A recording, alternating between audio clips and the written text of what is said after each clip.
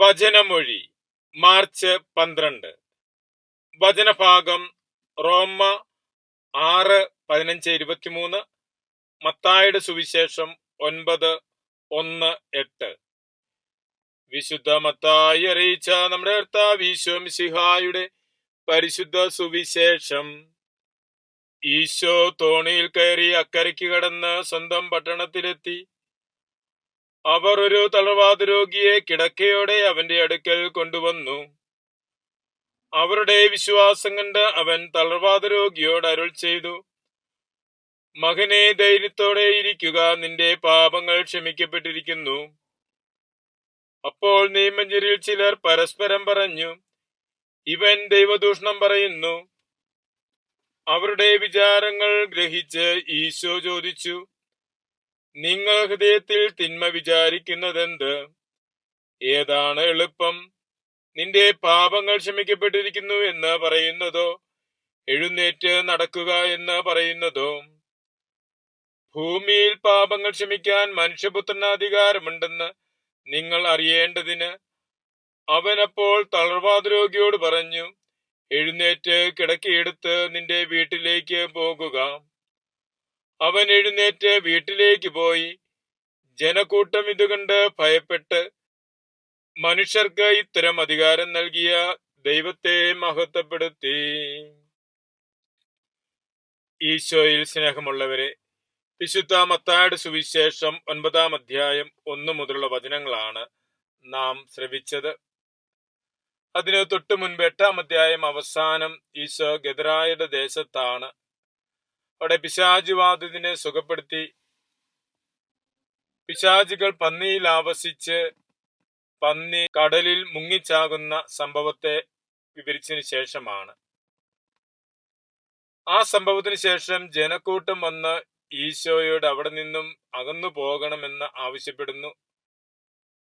ഈശോ തുടർന്ന് ഒരു വഞ്ചിയിൽ കയറി സ്വദേശത്തേക്ക് പോരുന്ന കാര്യമാണ് പറയുന്നത്. ഈശോയെ സ്വീകരിക്കാത്തവരുടെ പക്കൽ നിന്ന് ഈശോ തിരിച്ചു പോരുകയാണ്.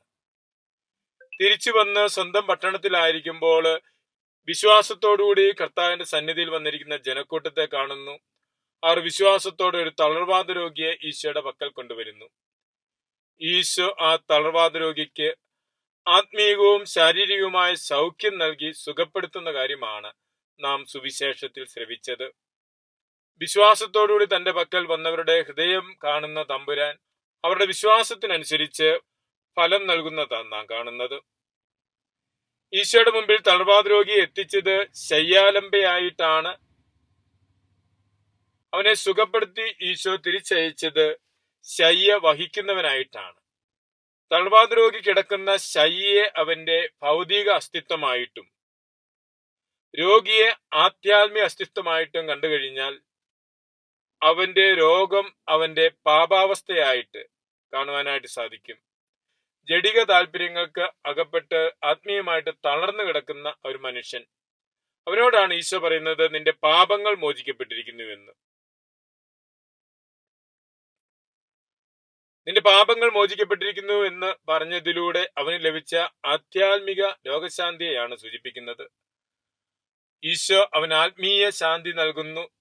തുടർന്ന് പാപം മോചിക്കാൻ തനിക്ക് അധികാരമുണ്ടെന്ന് ജനത്തെ പഠിപ്പിക്കാൻ വേണ്ടി അവന് ശാരീരികമായ സൗഖ്യവും നൽകുകയാണ്.